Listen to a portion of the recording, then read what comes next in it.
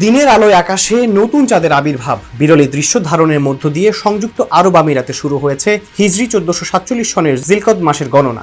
একই সঙ্গে জ্যোতির্বিজ্ঞানীরা জানিয়েছেন, এই পর্যবেক্ষণের ভিত্তিতে নির্ধারিত হয়েছে চলতি বছরের পবিত্র ঈদুল আজহা ও জিলহজ মাসের সম্ভাব্য সময়সূচি।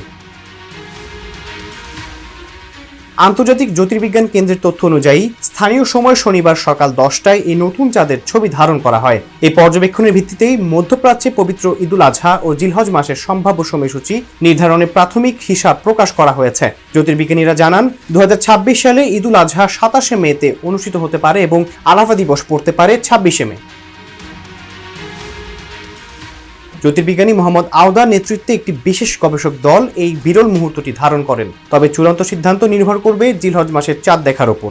সংশ্লিষ্ট দেশের জাতীয় চাঁদ দেখা কমিটি আনুষ্ঠানিকভাবে ঈদের তারিখ ঘোষণা করবে।